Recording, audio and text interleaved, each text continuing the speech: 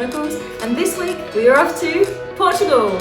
We've got 2 nights in Porto, 4 nights in Lisbon, and across this few-part series I'm going to show you everything you can possibly get out of this amazing country in Europe.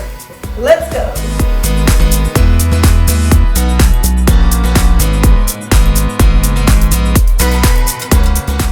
Just arrived in Porto, collecting luggage and then off to negotiate the light rail system back to the accommodation.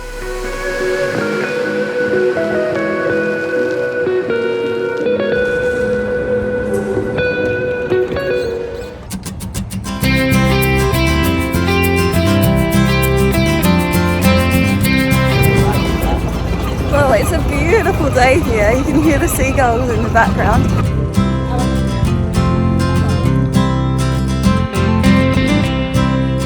Okay, finally found my accommodation down this tiny little street.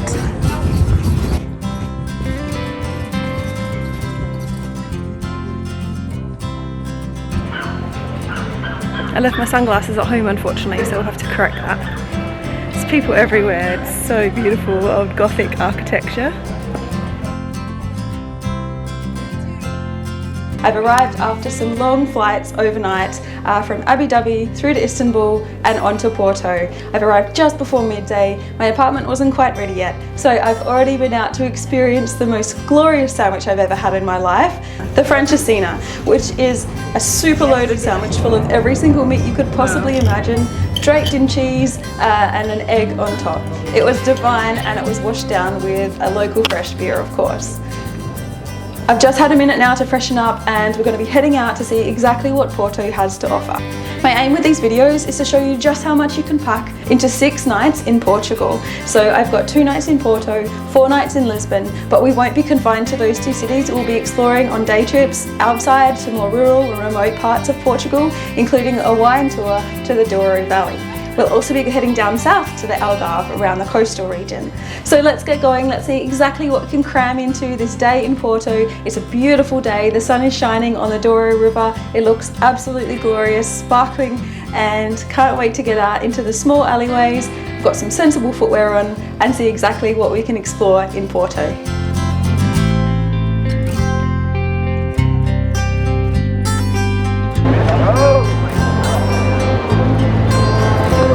Walking past the Porto Cathedral, and our first stop is Bento station. Porto is all about walking and steps and fitness, so bring some comfortable walking shoes because the ground is not set up well for high heels, that's for sure.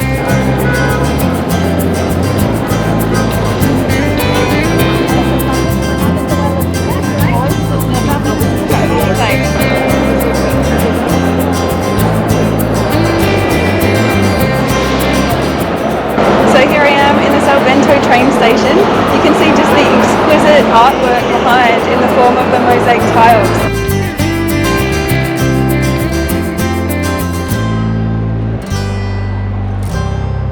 The Bento train station dates back to the early 20th century, and the tiles here show the story of the history of transport and of the Portuguese history.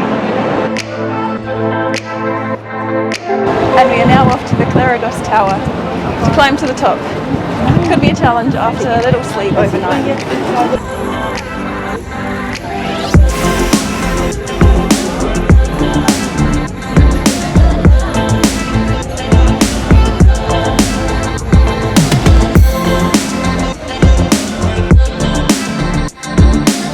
Just had my first glimpse of the Clerigos Tower, and it's just like everything else in the city, beautiful.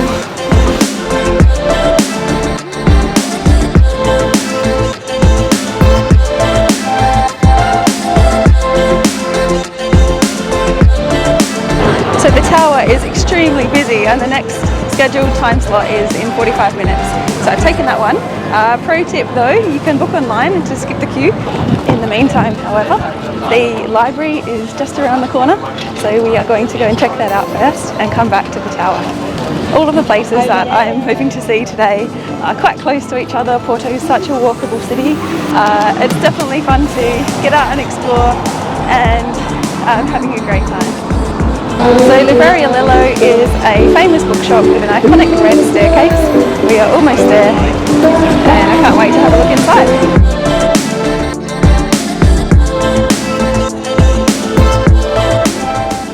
Okay, another pro tip, make sure you buy your ticket online if you haven't already. I kind of skip the queue just by buying it online.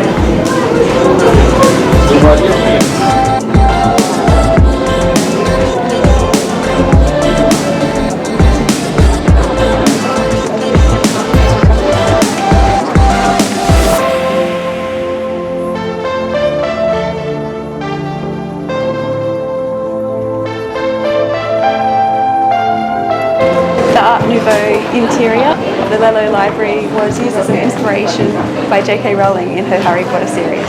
So if you are a Harry Potter fan, you're going to love this place.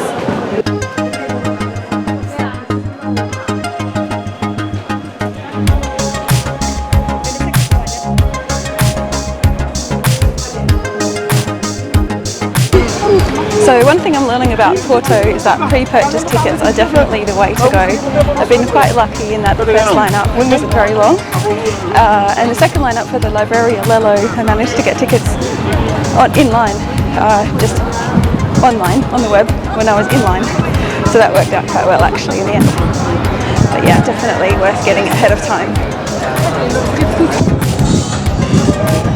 And now it's back to the Clerigos Tower.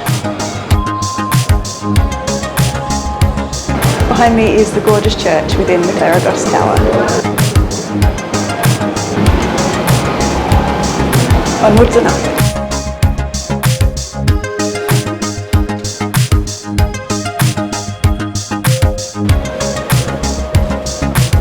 At 75 metres tall, the Clerigos Tower is Portugal's tallest granite landmark. There are 240 steps, so getting good workout right now. The misleading thing about these steps is that sometimes you're going downwards and sometimes you're going upwards. There's not really 240 continuous upward steps. We are just winding our way through the tower.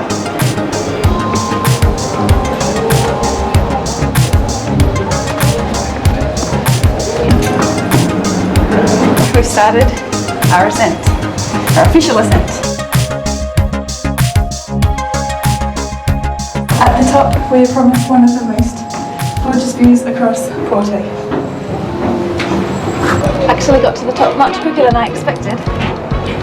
It's not so taxing after all, and it's glorious up here. It gives you a real perspective of the city of Porto, so definitely well worth coming up here.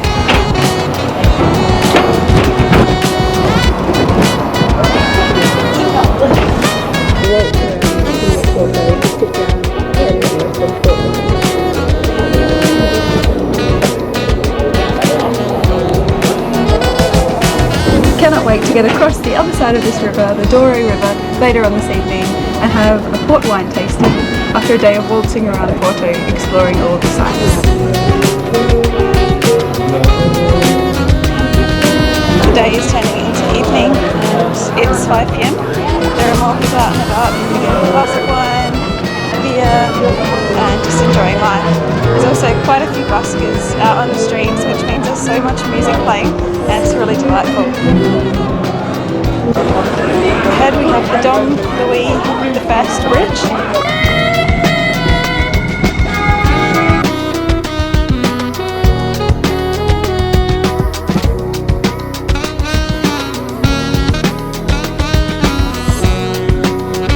Terrible habit of never packing my sunglasses, so I've just picked up a €5 pair from a little market on the road and now crossing the Pont Louis I Bridge. So this is the iconic bridge that crosses the Douro River, and I'm heading down to the portside area for a port wine tasting. I will be catching a cable car from the bridge right down into the heart of the port wine tasting precinct.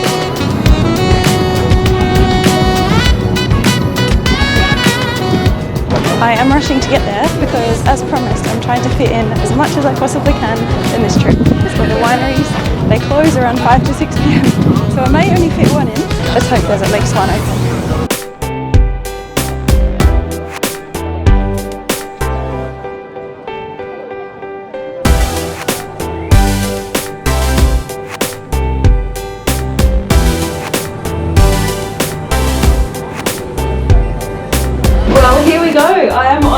car coming down in Porto, down to the riverside. It's beautiful, the views are incredible. The ride would be a few minutes long.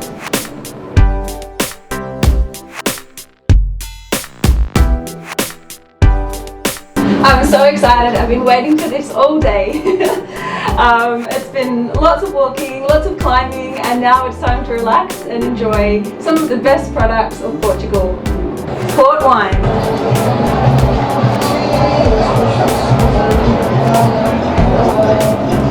Whoa, I can just see at the moment there's a Port Wine Day sunset party. You can see beneath me all these umbrellas. This is a port wine party. What a day to be in Porto.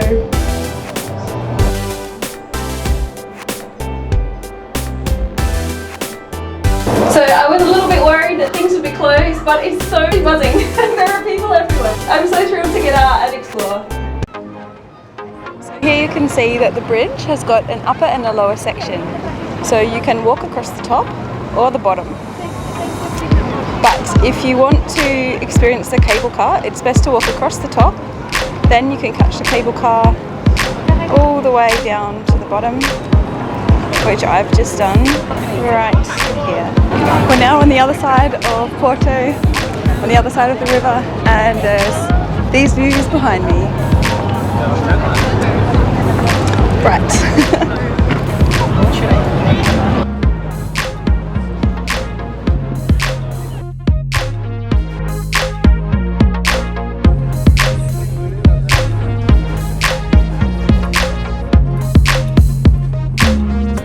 Here I am at Ramos Pinto doing an expert flight of their port wine. Would you believe that I was worried about getting to the wineries in time? I managed to come on Port Wine Day. It's the annual day in Portugal where there's celebrations on the streets, there was a marching band earlier, festivals, everything is open until 9 p.m. I'm going to be having a royal treat down here with all the celebrations.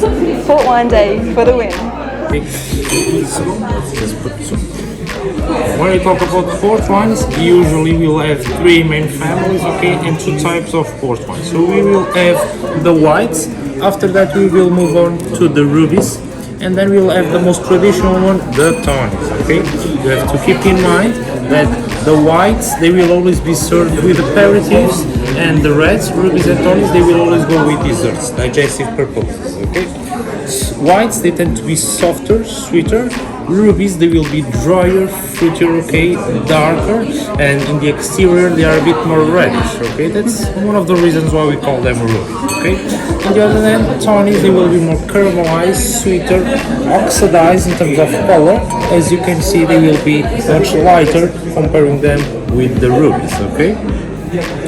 So, the two types of port wine, besides of the three families that you will have, is the blend ones and the single harvest. So blend ones, they are mix of wines with different averages. When they are bottled, they will be filtered so they cannot age in the bottle. Positive side is that once you open a blend bottle, you will have between 9 months, 10 months to consume it, okay? Rubies, single harvest ones, on the other end, once you open the bottle, okay, you will only have between 2 days to 2 weeks to consume it, depending if it's a late bottle vintage or a vintage. But the best part is that they can evolve age in the bottle, okay? LBVs usually they can age 20 to 30 years, vintage they can age for decades. Okay, so starting with the denomination with the wines, the first one, a very sweet one, honey characteristics, white reserva, 7 years of age. After that we go for late bottle vintage 2017, bottled in 2021, very fruity. After that vintage from 97, okay, wonderful. Difference between the vintage, as you can see, when they age, the exterior part they will become more brownish. So the LBV, since it's quite young, is very reddish. The vintage 1997 is starting to become more brownish in the exterior. Okay. After that, we will move on to the tonics, the 10, 20, and 30 years of age. Okay. The difference between them is that the older they are, the more caramelized, more woody flavors you will feel. Okay. Very interesting thing. It will also happen to the tonics. The older they are, the lighter the color it will be, okay? So, if I were you, I would start with the white since they go with aperitifs, finish up with the red, okay? Thank you Enjoy so your much. taste. Thank you. Thank you very much.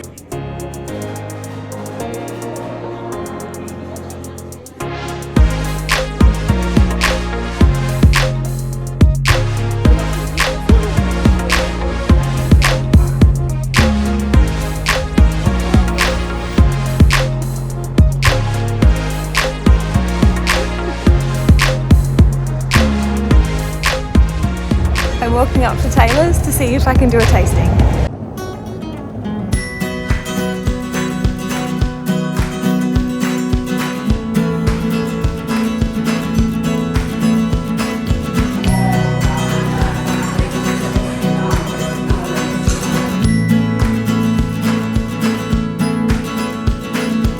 Here we are at Taylor's and I've got the 20-year-old aged tawny port. Can't wait to try it. Cheers!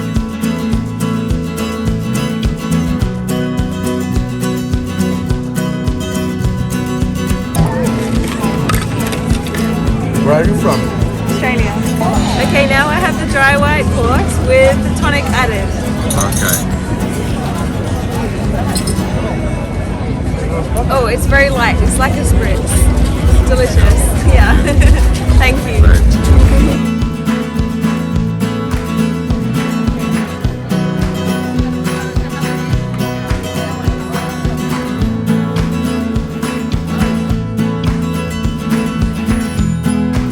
Cheers, Porto Wine Day.